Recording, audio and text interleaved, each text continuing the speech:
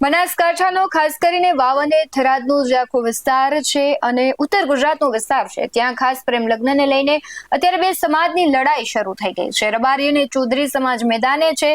મહાપંચાયતનું આયોજન કર્યું હતું ચૌધરી સમાજ દ્વારા, પરંતુ આ મહાપંચાયત બાદ ત્યાં છે મહાસંગ્રામ થઈ ગયો અને એકબીજા સાથે મારામારી થઈ છે। ઘર્ષણના જે દ્રશ્યો સામે આવ્યા છે એ જોતા એવું લાગે છે કે હવે આ માત્ર કોઈ બે સમાજ કે બે વ્યક્તિની લડાઈ નથી, પરંતુ આ લડાઈ છે હવે વર્ચસ્વની અને સ્વાભિમાનની લડાઈ થઈ ચૂકી છે। નમસ્કાર, ગુજરાત BS9 TV ન્યૂઝમાં આપની સાથે હું ભગવતી વિશાવડિયા। બનાસકાંઠાના વાવ થરાદ અને ખાસ કરીને જે આખું પંથક છે ત્યાં ત્યારે ભારે અગ્નિ જેવી સ્થિતિ જોવા મળી રહી છે। 1 વર્ષ જૂના પ્રેમ લગ્નના કિસ્સાએ આજે હિંસક સ્વરૂપ ધારણ કર્યું છે। રૂણી ગામે મળેલી ચૌધરી સમાજની મહાપંચાયત બાદ ઉણ ગામે રબારી અને ચૌધરી સમાજના ટોળાઓ સામસામે આવી જતા આખું ગામ રણ મેદાનમાં ફેરવાઈ ગયું। આ વિવાદની શરૂઆત આજે સવારે ભાભરના રૂણી ગામે થઈ, જ્યાં ચૌધરી સમાજની એક વિશાળ મહાપંચાયત બોલાવવામાં આવી। મુદ્દો એ હતો કે કંકુ ચૌધરીને પરત લાવે।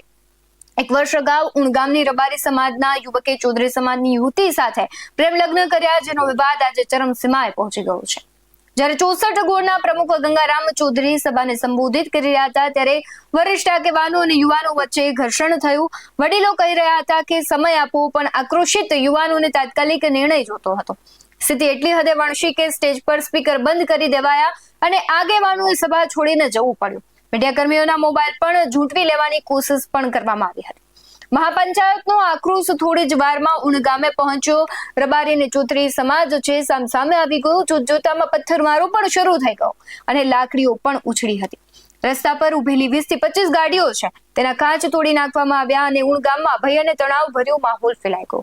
સમગ્ર ઘટનાના જે વિડીયો સામે આવ્યા છે, પ્રતિક્રિયાઓ આવી છે, તેના પર નજર કરીએ। આજે 18 તારીખે રૂની ખાતે ચૌધરી સમાજની એક દીકરી ભાગી ગઈ છે, એને ન્યાય અપાવવા માટે બધા સામાજિક દરેક સમાજના અમારા આખા ગોળના બધા ગોળના આગેવાનો અને યુવાનો બધા ભેગા થયા હતા। બધાએ પોતપોતાની રીતે મંતવ્ય આપ્યા છે અને છેલ્લે એ નિર્ણય ઉપર પહોંચ્યા છીએ કે આગામી 5 દિવસમાં દીકરી અમે સામાજિક વાટાઘાટો કરીને એમના સમાજના આગેવાનો, એમના સામાજિક અગ્રણીઓ, શ્રેષ્ઠીઓ જોડે ચર્ચા કરી અને એ લોકો આપણને 5 દિવસમાં દીકરી પરત આપે, નહીંતર 5 દિવસ પછી સમાજ ફરીથી શું કરવું એ ભેગું થવું કે શું એનો નિર્ણય લેવો, એના માટે 5 દિવસ પછી અમે આગળ વધીશું। કોને જવાબદારી સમાજ વતી કઈ રીતની લેવાની? સમાજ વતી અમારા 64 ગોળ વતી અમારા ગંગારામભાઈએ એની જવાબદારી લીધી છે કે અમે જેમ બને એમ સામાજિક વાટાઘાટો કરી અને જલ્દીથી દીકરી પરત મળે એ પ્રમાણે પ્રયત્નો કરીશું।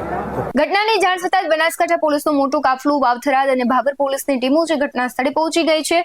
હાલમાં ગામમાં લોખંડી બંદોબસ્ત ગોઠવી દેવાયો છે, પરંતુ જ્ઞાતિવાદના અજવાળા મુખે સમગ્ર પંથકમાં અત્યારે ચકચાર મચાવી છે।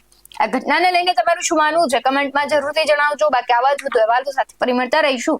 તમે અમારી YouTube ચેનલને સબસ્ક્રાઇબ કરવાનું અને Facebook અને Instagram પર ફોલો કરવાનું ભૂલશો નહીં।